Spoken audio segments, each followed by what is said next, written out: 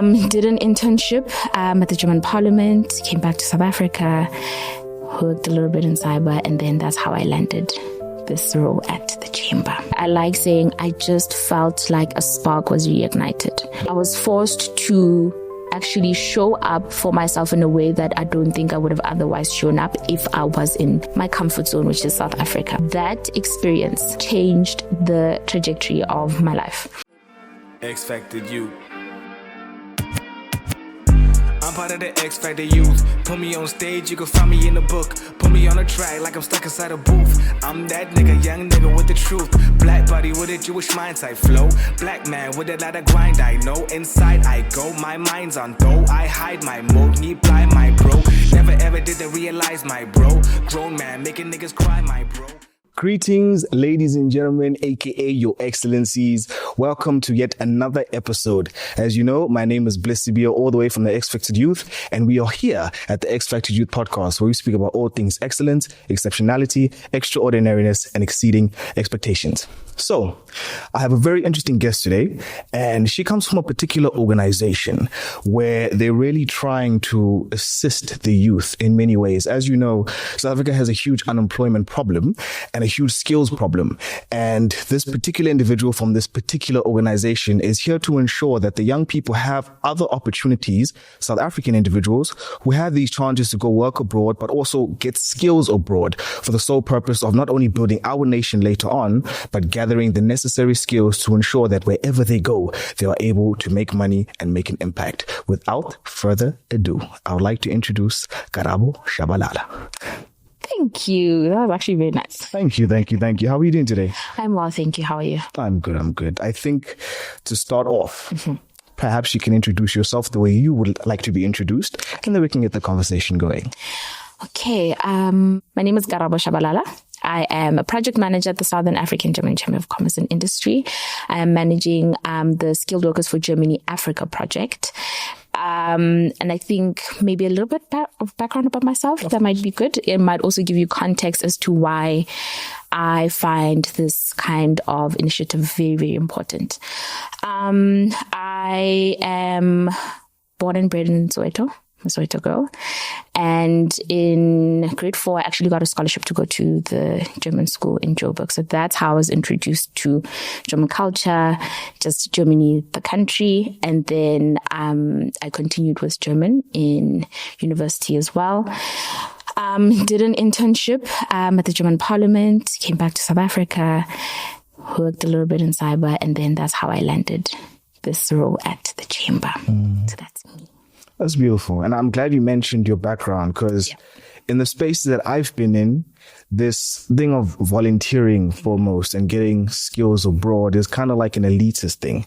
Whereas I keep preaching that there are opportunities, especially for young South Africans, to go overseas, to go gather knowledge, whether it's through being a volunteer or through Ausbildung, vocational training.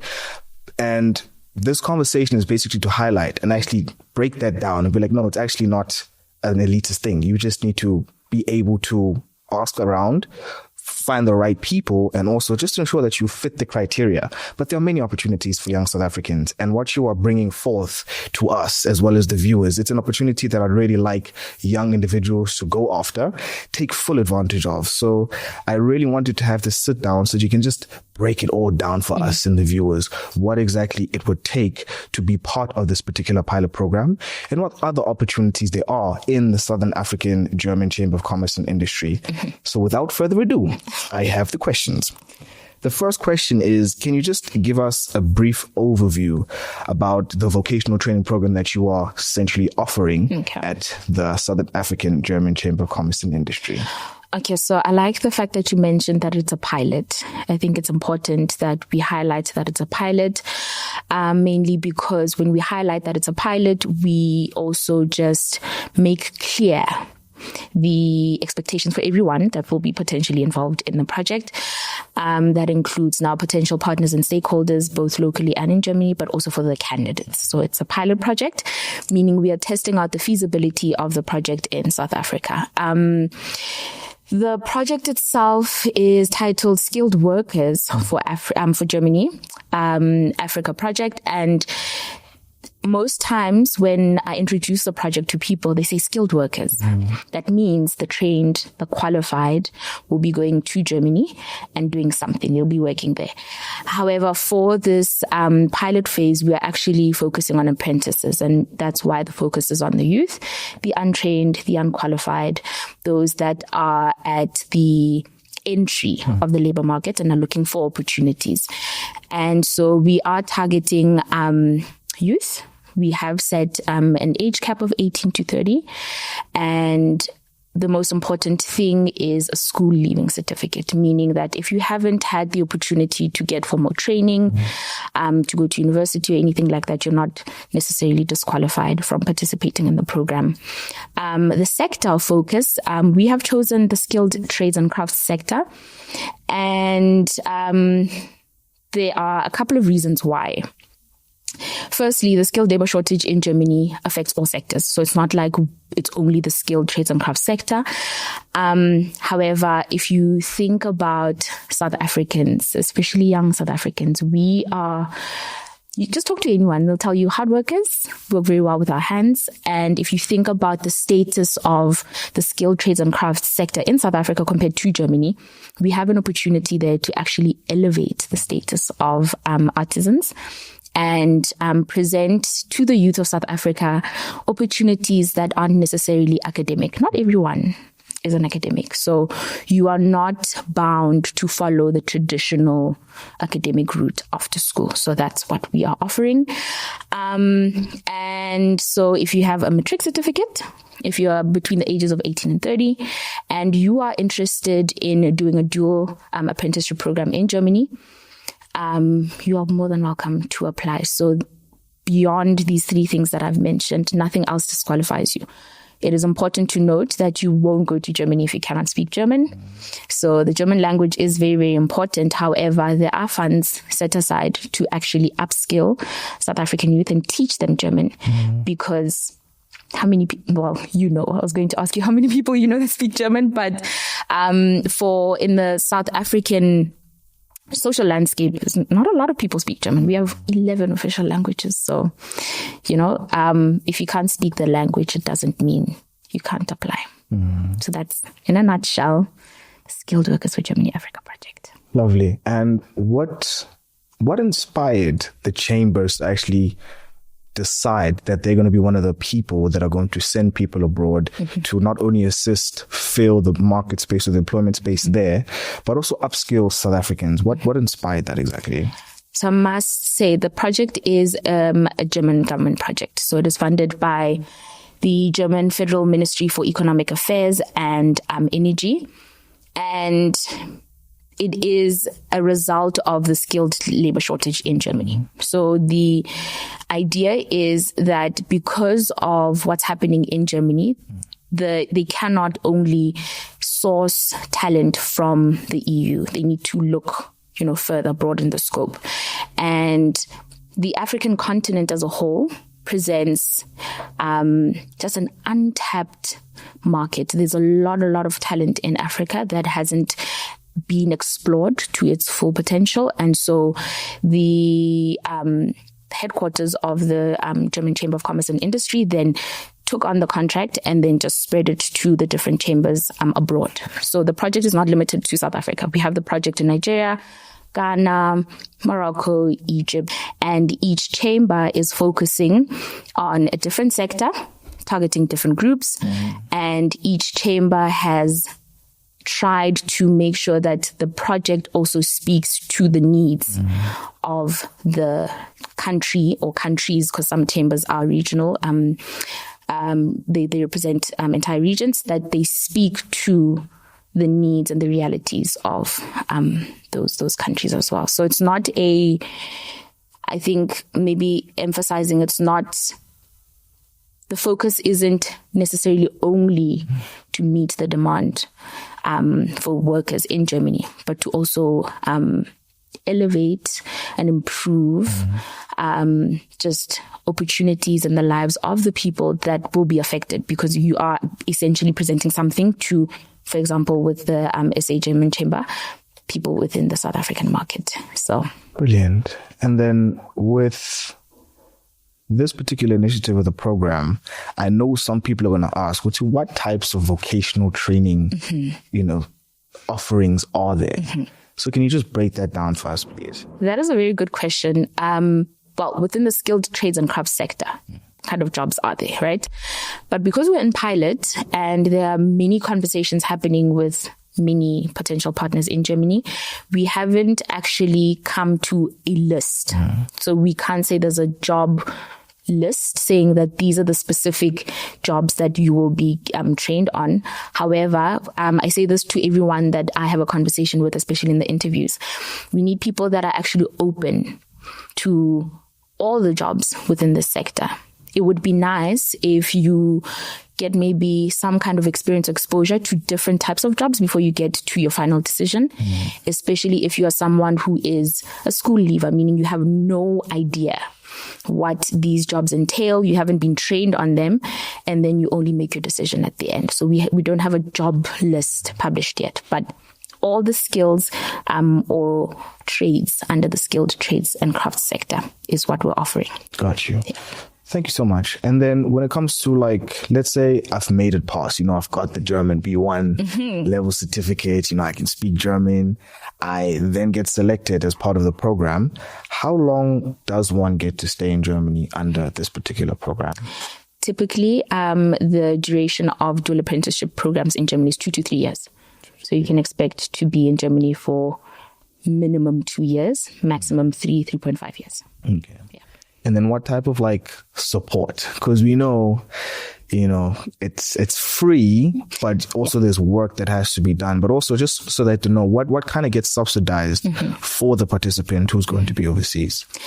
I think I like that you say it's free because as much as financially most of the costs are covered, we need a lot from the potential candidates, meaning a lot of commitment from your end, a lot of your time. And that is why we are targeting the unemployed. You cannot split your time between the program and other obligations or responsibilities. So that's the one thing. And then when it comes to what is financed, upskilling. So if you do not have the language requirement, like you said, B1, we'll pay for your German lessons to get you to the required B1 level. You will receive support with the visa as well. So visa fees and just support throughout the entire visa application process. And then you will also, we don't need a dime from you. I think I must just put it like that. So in terms of flights as well, in terms of accommodation, things like that will be organized by the Southern African German Chamber of Commerce and Industry, as well as partners. So we are in conversation with many partners, yourself included, with the type of support that we will be giving to candidates. And then beyond just the flights, accommodation, visa, and things like that, we do then offer comprehensive integration support. And that's where your organization comes in. And by comprehensive, I just mean very full on. So it is not like you will just get workshops on life in Germany and then off you go, but you will be guided and you will have mentors, you'll have people supporting you, and all of that is financed by us. Yeah. Brilliant. Can you, if you can, yes, no pressure, can you just tell us the nature or the types of organizations and companies that are involved in the Chamber of Commerce in general, just to give the participants an idea of where they could be placed potentially during the pilot or after the pilot? Okay. So companies involved in the chamber and companies involved in the project is completely different. Okay. So the companies involved in the chamber is broad. But for specifically this project, like I said, companies that are in the skilled trades and crafts sector. For those that are German speaking, so Handwerksunternehmen, right? And so it's not a good idea to actually name names. However, we are in a very good conversation with an association. So we talk to associations, which is the best approach, I think, because associations have member companies. And one of them is a construction association. So you can imagine the types of jobs that are in the construction industry, which falls under the skilled trades and crafts sector. Brilliant. I think that's that's perfect. Thank you so much. And then, because you've had personal experience living abroad, I have that too. But from your side, what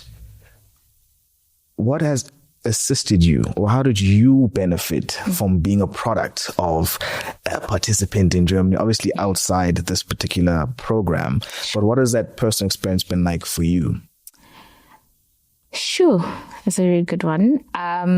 Personal experience, the first time when I went to Germany was my first time abroad, first time on a flight even. So that for me it pushed me to, I don't know, places that I never thought that I would actually, get to. It was a huge challenge.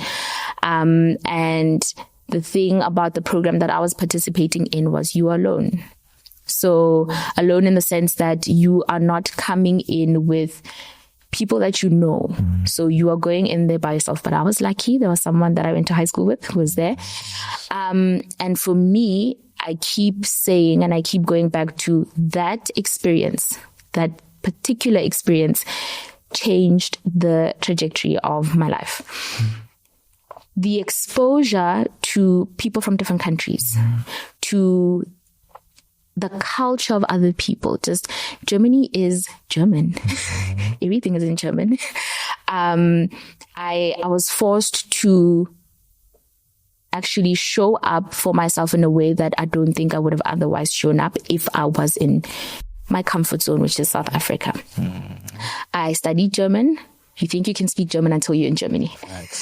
For real, right? real. So it was a huge challenge, but it was so refreshing that when I came back, I like saying I just felt like a spark was reignited. Sometimes in our journeys, academic, professional, we hit, I don't know, points where we just get complacent. Maybe you're not reaching all the targets that you want to reach. Maybe you're not progressing as fast as you want to progress. And then you just feel like, fine, I'll settle. And after my bachelor's and during my honors, I felt like, whatever the South African job market has to offer me, I'll take it. I'll do anything at this point. I feel like the road that I want to travel, I don't have the resources. I don't have the luxury of time. So then that program came. And when I came back to South Africa, I said, no, actually, I can do it. And the thing about these international programs is that you are able to cultivate a little network for yourself. Right? And if you feel that you are supported, just even from another continent, you feel like, oh, yeah, okay, that means I can do anything. So for me, it was almost like life was being breathed back into me. And I came back just, stronger. And here I am now. Beautiful. Beautiful. I definitely resonate with that, because just like how you say, when you go there, you are alone, you kind of thrown into the deep end. Yeah. And you get, I don't care how many YouTube videos, how many dictionaries you get to read, how much vocab you know. Once you are there, it's like, you think you know something until you realize, actually, I need to go back to the drawing board, and the network aspect, obviously in Germany, it's not easy to make friends. Ubuntu, it's not really a thing there yet until we come along.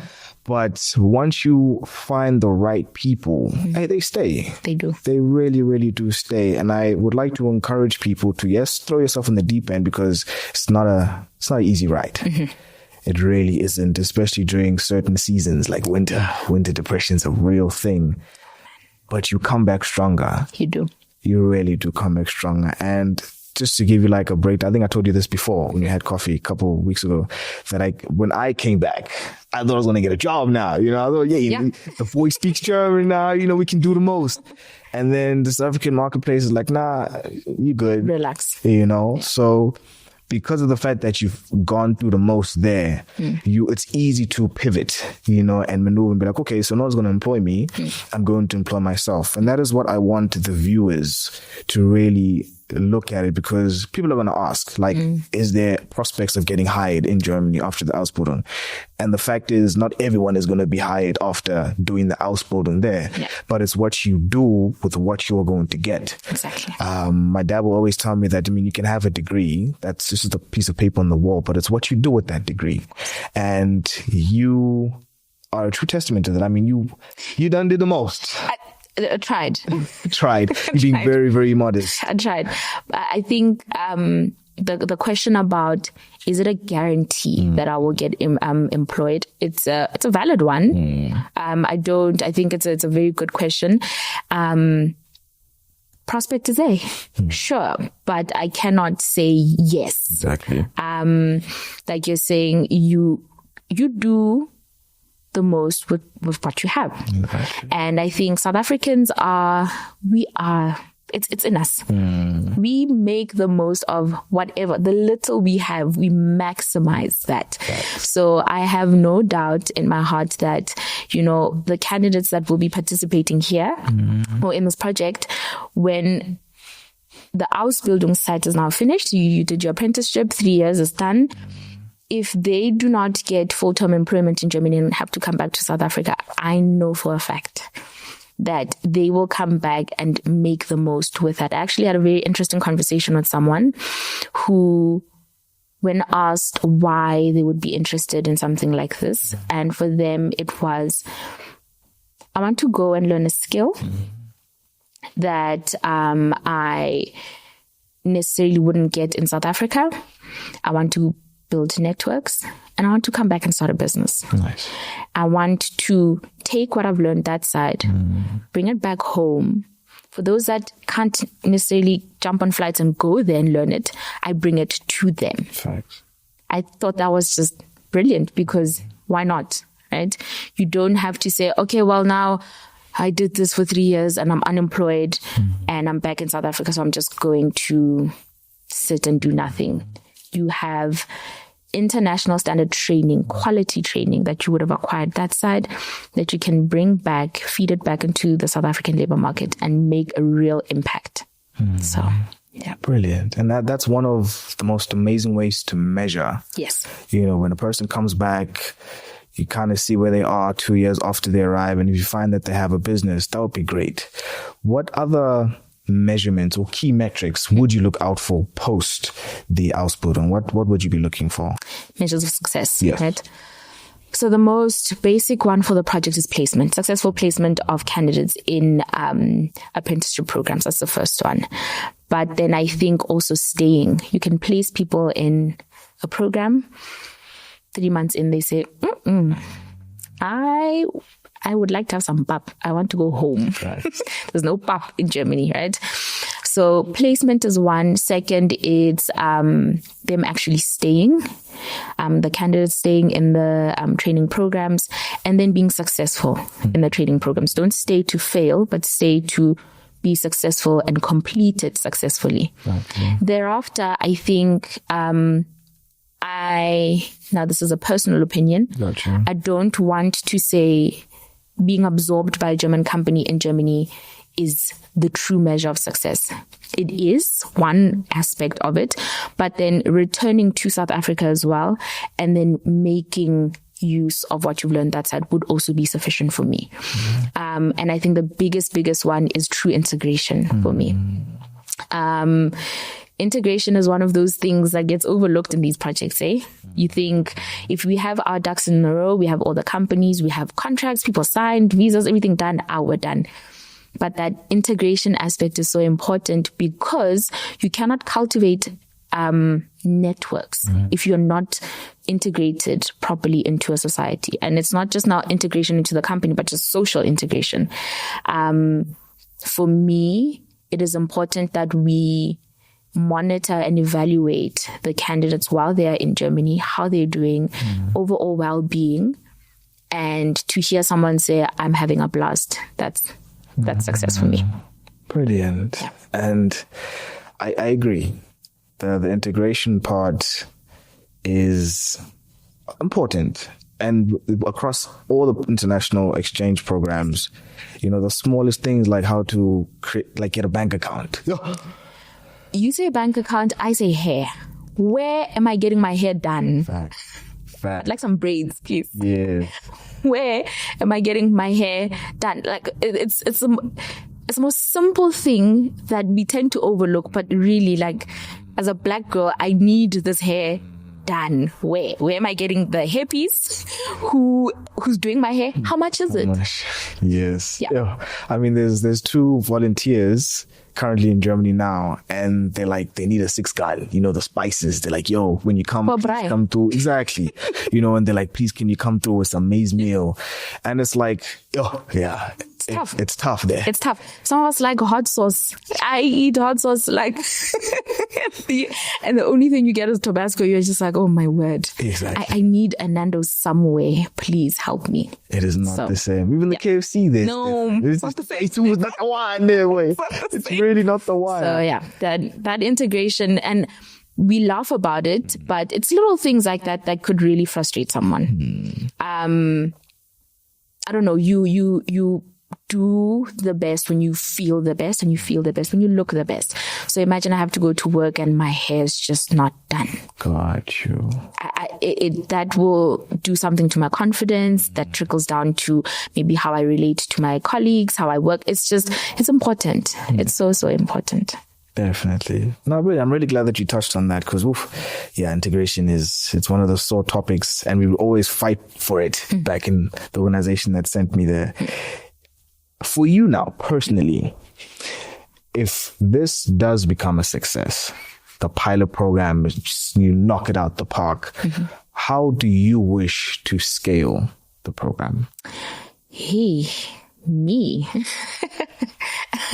It's not up to me how I scale the program. That decision doesn't lie with me necessarily, but let's say it is a success, and now the program is a program, part of the chamber, and it now gets to stand next to some of the greatest programs that we have at the chamber as well. For me, it would be a long-term solution, or how I'm seeing it in the future, it is having more collaboration. There's a lot of these programs happening throughout the continent, actually.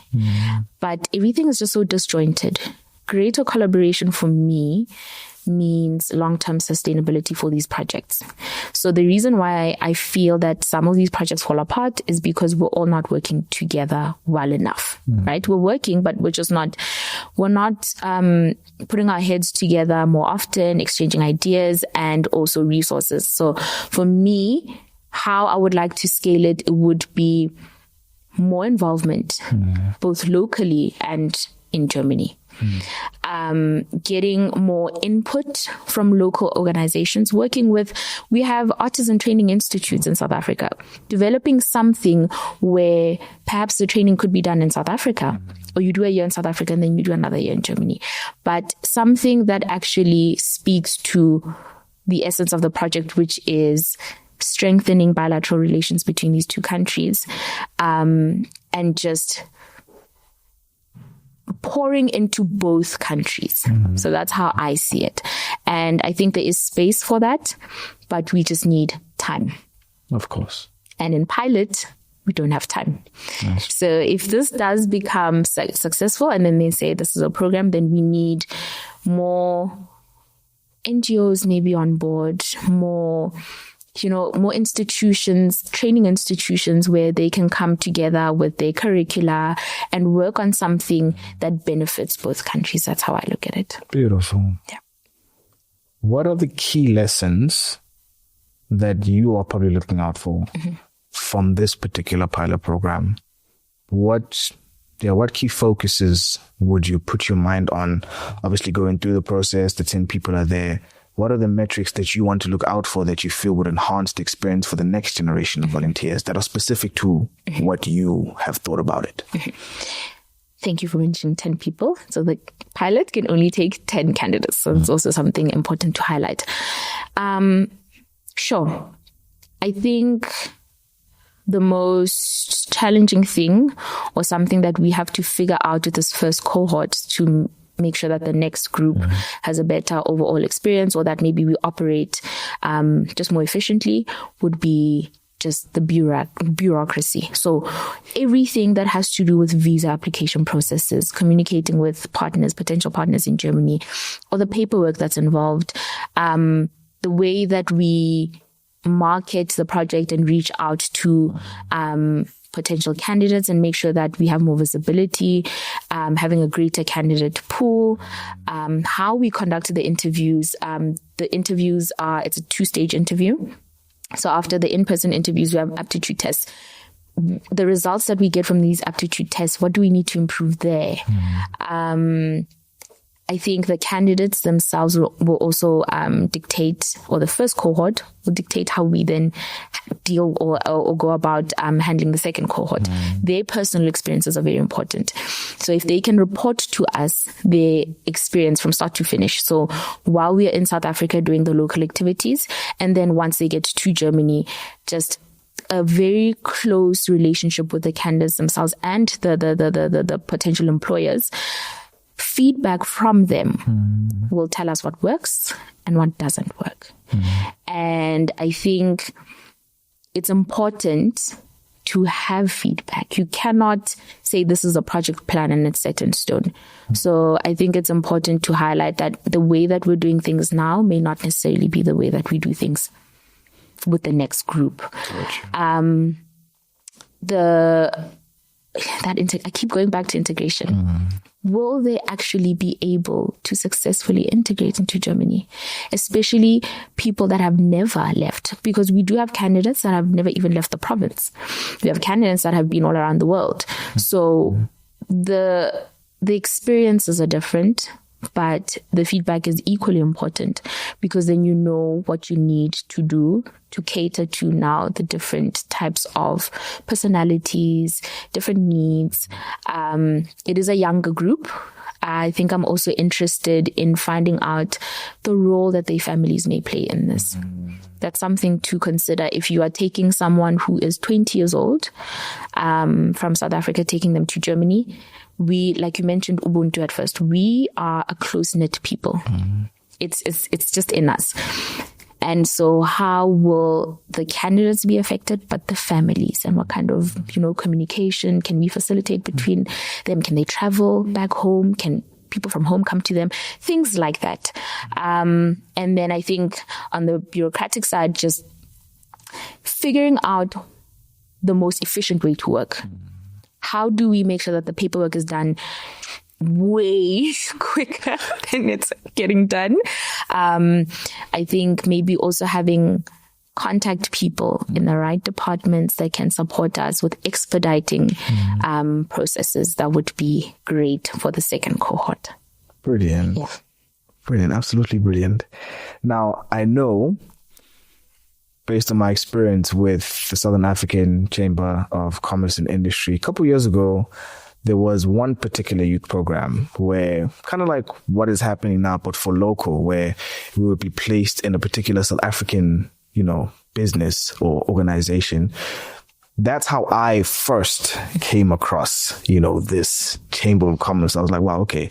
Eventually made it through. And then unfortunately, because of where I was at that particular time, I left it. So I do understand that there are a lot of other youth programs outside of this, because we don't want people to assume that we are sending all the South Africans and must all go to Germany, therefore increasing the brain drain percentage. So what other stuff do you guys do? What other offerings do you have at the Chamber that youth can partake in if they do not make it to this particular program? I like the way that you phrased it, that if you don't maybe get placed in the Skilled Workers for Germany Africa project, what else can you do? So it doesn't necessarily mean that, okay, now I'm doomed, there's nothing else for me. The Chamber has been doing a lot of work with the youth. We have a competence center specifically dedicated to working with the youth, competence center for training, for education training and CSR. And they partner with business and local training companies to develop projects like one that comes to mind, the Corporate Business Administrator program. And that has been running, I believe, and I could be corrected, since 1985. So that is a legacy program. And I did confirm with colleagues today, just because I knew I was coming here, the applications for that program are open year round. So there is no application deadline. So you can just go on the website and look for the requirements. They put down requirements very clearly, detailing even the marks that you need to get. Yes. So that's really awesome. The chamber has been doing brilliant work in close collaboration with local business as well. Yes. So that means that, the training that you'll be getting does meet industry demand. So even after your training, then you are in a better position than you were in when you first started to enter the labor market and be employable. Yeah. So just to compare it, I remember when I did that particular program, I remember I had to write sort of an exam. So I wrote 2 tests and I qualified, thank God. With this particular one, would you have to, let's say, for example, it's German, would they have to prove through like an internal, exam that, okay, you are able to be sufficient, or would you trust a certain external service for the certificates and the qualification, just so that people know exactly what they get themselves into if they need to prepare for an exam or test or so on and so forth? Is there such a thing? So during the interview phase, no. So if you submit your CV and it says, I can speak German, we'll have a chat a little bit in German just to see if you can speak German at the level that you're saying you can speak German. I get to practice as well. But if you don't have German, like you don't have the language proficiency yet, it's okay. It's fine. It's not a requirement to participate in the program. Why? Because you get training. So we are working with an external language institute, and they will then teach you the German, and then at the end you have to write the exam. So you can't just learn and say haha. You will write the exam. Why? Because that B1 certificate is required for the visa application. So at the very end, once we know that you are ready and you're prepared to write the exam, you'll write the exam. If you come to us and you say, look, I went to the German school. I did my DSD, which is a Deutsche Sprachdiplom. It says I can speak German at the C1 level. Okay. We look at how long you've had that certificate. So the certificate cannot be older than 2 years, I believe, because one thing I'll tell you as someone who went to the German school, you learn the language, you step out of that environment, and you have no one to practice it with. You lose it. For example, I am Zulu, Sotho. I speak Zulu, Sotho, English at home. All around me, I'm from Soweto. Nobody else. Where am I finding a German-speaking person? My parents, when I went to the German school, they can't help with the homework. Meaning that outside of that environment, if I don't keep practicing the language, I lose it. And you have a certificate that says you can speak German at the C1 proficiency, but when you are in conversation with someone, you realize, I don't have the vocabulary. I don't know what the article for table is. So it's important that for those that are German speaking or come from the German speaking network, particularly the PASH network, that we look at how long you've had your certificate, and if maybe you haven't had it for that long or you don't feel confident, then you'll write the exam again. So we'll give you the opportunity to write a renewed exam, meaning you have a certificate that says 2025. It was proven that you can speak German at the B1 level. Yeah. I think it's important that we emphasize the language aspect. Yeah. Considering, like you said, like even with me, like you can write the exam, get your B1, you get there, you realize people speak different. You get laughed at when you speak the Hochdeutsch, the standard German. Then they're like, Bruder, like, wir sprechen auf die Straße Deutsch, you're very formal, and I think it's also, I'm assuming for the participants to be flexible enough to just unlearn and relearn, considering the environment that they come from, especially considering like in Germany, there's different dialects. Sure. And that threw me off. Yeah. When there's Schwäbisch, Berliner, there's all these, and you're like, well, hold on. It's a lot. It really can be overwhelming. Yeah. And I think, like you mentioned, that having, just to refurbish certain things or just realign so that you are better prepared for when you're on that side. Can we just probably give the viewers like a simulation of what the interview would be like? Let's say I've proved or I've told you that, hey, I'm C2. How would you interview me? Just so that they know. Because the last thing I want is for people to lie to you or to just, be like, it's vacation. I will find out. Okay. So how would you find out? Let's just have like a simulation. No. So, can't do a simulation because then that, I'll be giving you the script. Got you. But the interview questions are the same for everyone. Okay. So I keep them the same just because the information that I'm looking for is the same, whether you speak German or not. Meaning that you've given me your CV. Yes. It says C1. We walk into the interview, just general conversation. And then the first thing that I do bring up is I see that you can speak German. Okay. And you say, yeah, ich kann. And then I say, okay, so how long have you been speaking German? Oh no, I started in grade 5 at the German school in Joburg, And then I go into, just because an interview setup is very stressful and I don't want people to feel like just because I'm nervous, I'm going to get disqualified.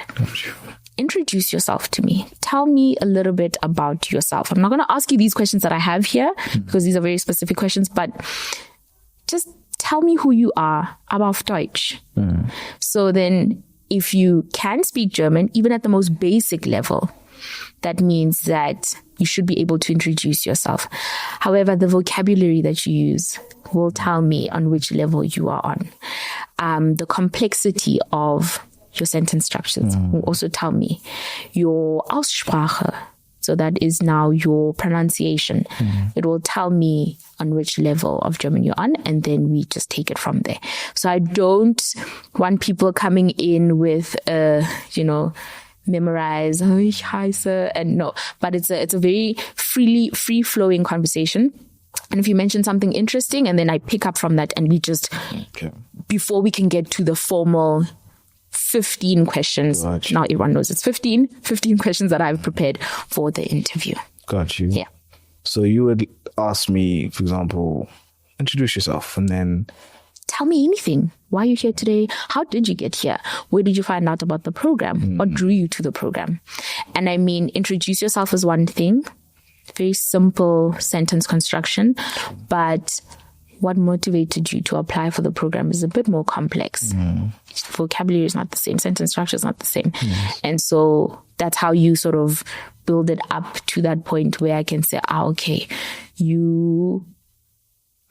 I must also say I do have experience teaching German. So I was a German teacher, content developer as well, and an assistant lecturer for German. So I know it sounds a bit pompous, but I know. Got you. You can tell when someone is on the level that they say they're on just by the way they speak. But also I take into consideration the setup, that it is a high stress environment. So maybe you can and you're just nervous.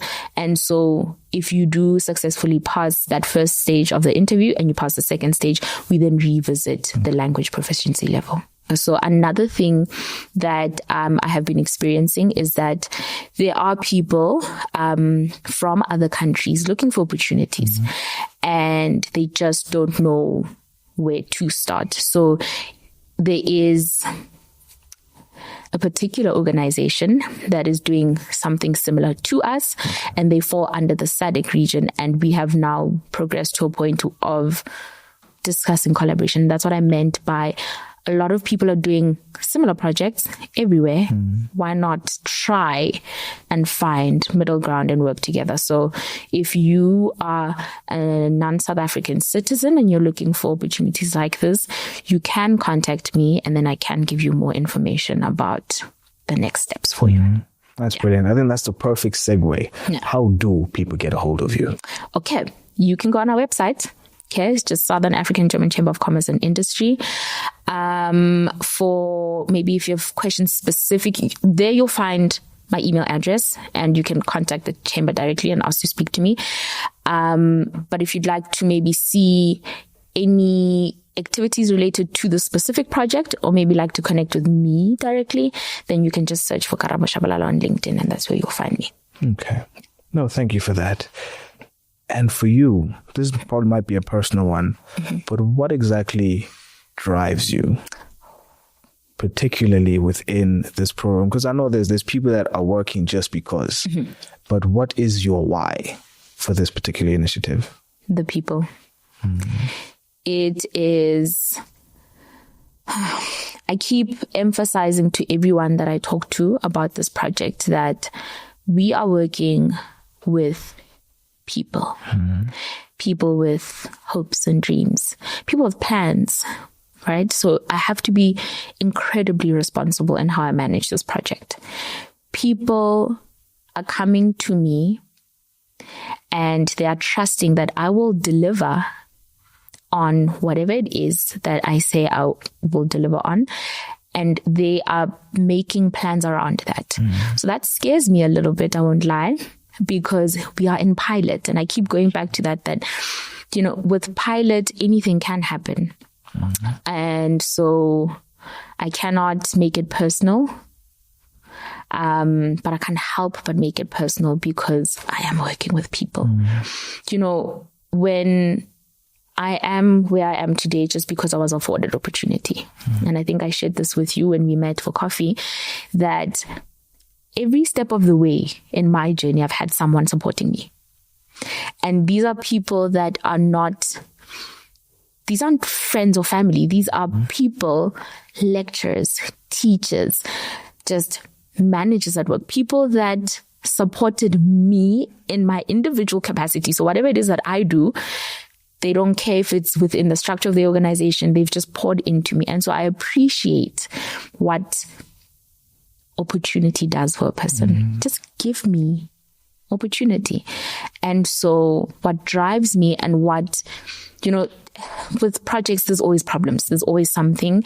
But what keeps me going is the fact that this is something that could potentially change the trajectory of someone's life. The same way that my life changed because someone gave me an opportunity. So. No, I see it, man. I see it, man. Yeah.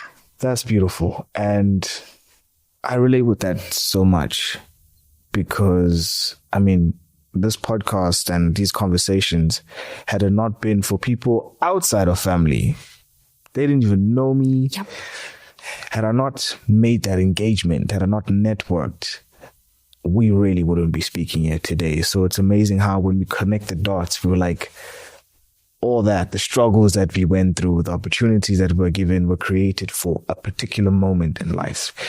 And I really look forward to seeing how this grows and how the pilots are going to feel, the participants, and really seeing the change, because this is a long-term project. You know, we cannot see the success of the 10 participants now, but they will definitely go out there and do something different. Just by landing in Germany alone, it changes the mindset. And I truly, as well as Expected Youth, we truly support what you are doing and what the organization is doing. And we really want to support in any way that we can, because we are the beneficiaries of that. We know what it's like to be overseas, you know, to be in a completely different world, but then come back and make change in whatever way it might be. So thank you. Thank you for the opportunity that you are giving other people.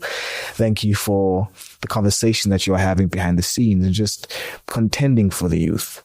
It truly is. Right? Exactly. It's just, it's a bit wild when you think about how many people are involved in projects like this. So many people. And each time you have a conversation with someone, you learn something, whether it's a company, whether it is a contact person at an association, whether it is the candidate themselves at the end of the interview and you say, do you have questions for me? They say, yes, I have 5 actually. Yeah. Whether it's you know, it's so, huge, important work, I believe. And I am just very grateful to have organizations like yourself as well supporting us, because you have a particular perspective, particular experience that is very, very, very fundamental to the success of the project. You bring something that I don't have, that a company in Germany doesn't have, that the German government doesn't have, that a candidate just applying, hoping for, they don't have. There's a view or access to, there's just something there that you bring. And so that's why I keep emphasizing the importance of collaboration, and I think transparency as well from everyone involved in the project. So yeah, I will advocate till the very end for the youth participating in this program. Love that. Beautiful. So in the show, we generally like to give a guest a question that they will ask the future guest. Oh. So what question, you have time to think about it, no pressure. Okay. But what question would you like us to ask the next guest that will be on the show?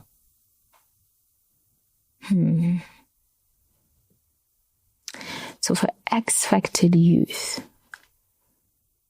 why youth? Why youth?